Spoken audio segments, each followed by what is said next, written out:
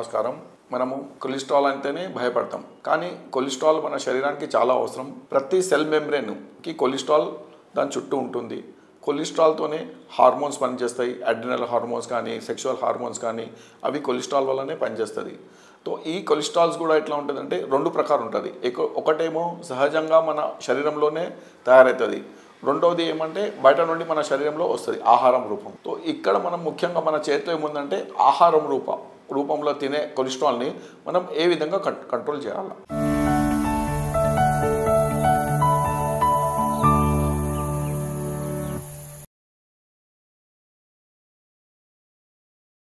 చాలా వరకు రీసెర్చ్ జరిగింది.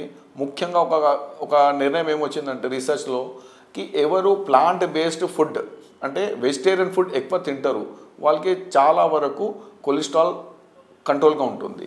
ఎవరు నాన్ వెజ్ తింటారు, యానిమల్ బేస్డ్ ఫుడ్ అవి ఎక్కువ తింటారు వాళ్ళకి కొలెస్ట్రాల్ ఎక్కువ ఉంటుంది. సో అందువలన మనం ఎంతవరకు అయితే వెజిటేరియన్ ఫుడ్ తినే అవకాశం పెట్టుకోవాలి. ఇప్పుడు నాన్ వెజ్ ఉంటుంది, నాన్ వెజ్ కూడా వారానికి ఒక రోజు తింటే ఏం పెద్ద ప్రాబ్లం కాదు, కానీ కంటిన్యూస్గా నాన్ వెజ్ తింటే కూడా మనకు చాలా ప్రాబ్లం. అదేవిధంగా మనం వెజిటేరియన్ అని సింపుల్ కార్బోహైడ్రేట్స్ ఉంటాయి. ఫర్ ఎగ్జాంపుల్ రైస్ ఉన్నది, వీట్ ఉన్నది, ఇవి మనం ఎక్కువ తిన్నామనుకోండి, సో దాంతో కూడా కొలెస్ట్రాల్ పెరిగే అవకాశం ఉంటుంది. సో దానిలో మనం ఏం చేయాలంటే కాంప్లెక్స్ కార్బోహైడ్రేట్స్ అని ఉంటారు. అంటే కార్బోహైడ్రేట్స్ మన శరీరంలో దానిలో గుణాలు చాలా ఉంటాయి. ఫైబర్తో పాటు వేరే విటమిన్స్ అవి చాలా ఉంటాయి. కాంప్లెక్స్ కార్బోహైడ్రేట్స్ చెప్తారు. అవి మనం ఎక్కువ వాడాలా. దానిలో ముఖ్యంగా ఏముంటుంది, మన రాగి ఉంటుంది, సజ్జలు, జొన్నలు ఇట్లా సొంటి ఉంటాయి. సో అవి మనం వాడుతూ ఉంటే కొలెస్ట్రాల్ని మనము చాలా వరకు కంట్రోల్ చేసుకోవచ్చు. అదేవిధంగా మనం చాలామంది ఏమనుకుంటారంటే కొలెస్ట్రాల్ కొవ్వు తినొద్దు, అంటే నూనెలు, నెయ్యి అవి తినొద్దు. అమెరికన్ సొసైటీ ఆఫ్ కార్డియాలజీ ఏం చెప్తున్నారంటే ప్రతి మనిషి రోజు 15 నుండి 20 ml దాకా మనము నూనె తీసుకోవచ్చు. అదేవిధంగా నెయ్యి, ఇప్పుడు మన భారత సంస్కృతిలో మనం పొద్దు నుండి సాయంత్రం దాకా నూనె ప్రతి చోట వాడుతూ ఉంటాం. సో దాని గురించి మీరు భయపడే అవసరం ఏం లేదు. అది కూడా మనము 15 to 20 ml దాకా నెయ్యి కూడా వాడితే మనకు ఏం ప్రాబ్లం కాదు. ఈ విధంగా కొవ్వు కూడా మనకు అవసరం ఉంటుంది, కానీ ఇది గుడ్ కొలెస్ట్రాల్ ఉంటుంది. సో ఇది మనం వాడితే ఏం ప్రాబ్లం కాదు. మళ్ళీ అదేవిధంగా చాలామంది ఏమంటారు కొలెస్ట్రాల్కి ఆల్కహాల్ అంటే డ్రింక్స్ అవి చాలా మనకు నష్టం చేస్తుంది. ఎందుకంటే మనకు ముఖ్యమైన ఆర్గాన్ ఏమందంటే లివర్ ఉంటుంది. అది ఆల్కహాల్ తాగే వాళ్ళకి లివర్ డ్యామేజ్ అయిపోతుంది. సో మళ్ళీ ఫ్యాటీ లివర్ వస్తుంది. సో వాళ్ళకి ఈ కొలెస్ట్రాల్ పెరిగే అవకాశం చాలా ఉంటుంది. సో ఆల్కహాల్ మనం మొత్తం అవాయిడ్ చేస్తేనే మంచిది. ఈ విధంగా ఆల్కహాల్ తినకుండా ఉంటే మనకు కొలెస్ట్రాల్ని చాలా వరకు మనం కంట్రోల్ చేసుకోవచ్చు. అదేవిధంగా పాలు పదార్థాలు ఇవి కూడా మనకు కొంచెం కాంట్రవర్షియల్ ఉంటుంది, కానీ పాలతోని కూడా కొలెస్ట్రాల్ పెరిగే అవకాశాలు ఉంటుంది. కానీ ముఖ్యంగా ఆయుర్వేదం ప్రకారము నాటు ఆవు పాలతోని అంత కొలెస్ట్రాల్ పెరగదు.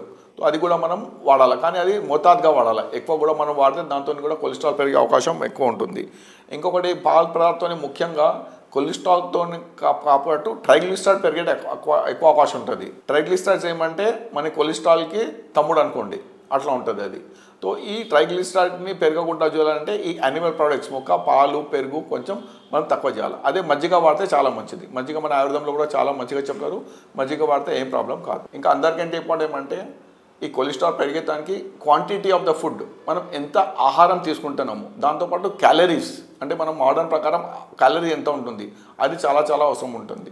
అది మీరు కార్బోహైడ్రేట్స్ నాన్ కాంప్లెక్స్ కార్బోహైడ్రేట్ తీసుకున్నారు కానీ ఎక్కువ తీసుకున్నారు అనుకోండి, అది కూడా మనకు ప్రాబ్లం ఉంటుంది.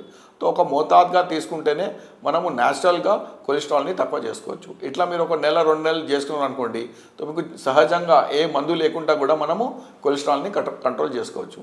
సో మన మాదాబాగ్లో ముఖ్యంగా ఈ కొలెస్ట్రాల్తోనే వచ్చే గుండె జబ్బులకి స్పెషల్గా కొన్ని ట్రీట్మెంట్స్ ఉంటాయి. సో దానికి మనం ఇంకా నెక్స్ట్ వీడియోలో చెప్తాం మీకు. ధన్యవాదాలు. ఈ విధంగా మనం కొలెస్ట్రాల్కి కొన్ని జాగ్రత్తలు పాటించినాం. అందరికంటే ముఖ్యం సూత్రం ఒకటే ఉన్నది, మీకు ఆకలి ఉన్నప్పుడే ఆహారం తినండి.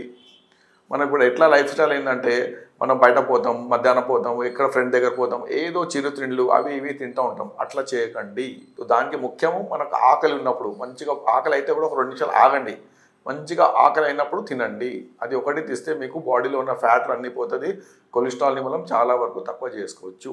అందుకోసం మనం ఆయుర్వేదంలో జీర్ణ ఆహార లక్షణం అని చెప్పిండు. ఆ జీర్ణ ఆహారం అయితే మన బాడీలో కొన్ని లక్షణాలు కనబడుతుంది, అవి మనం పాటించాలి. అవి ఏమంటే శరీరంలో ఒక లఘుత్వం వస్తుంది, మన బాడీ లైట్ అనిపిస్తుంది, మంచిగా అన్నంలో తినాలని రుచి అనిపిస్తుంది, నోట్లో లాలాస్రావం వస్తుంది, మళ్ళీ మంచిగా బ్రేకౌట్లో వచ్చేస్తుంది, బెల్చింగ్ వస్తుంది, మంచిగా శుద్ధ బెల్చింగ్ వస్తుంది, పుల్ల పుల్లగా రాదు, నాచురల్గా బెల్చింగ్ వస్తుంది. ఇంకా మనకు ఉత్సాహం వస్తుంది, అన్నం తింటే బాగుంటుంది అని ఒక ఫీలింగ్ వస్తుంది. సో ఈ లక్షణాలు ఉన్నప్పుడే తినండి. ఇది ఒక చిన్న చిట్కలాగా మీరు ఫాలో చేస్తామనుకోండి, మీకు జీవితంలో కొలెస్ట్రాల్తోని ఆహారంతోనే మీరు కంట్రోల్ చేసుకోవచ్చు. దానికి మందుల మీద మీరు వాడే అవసరం లేదు.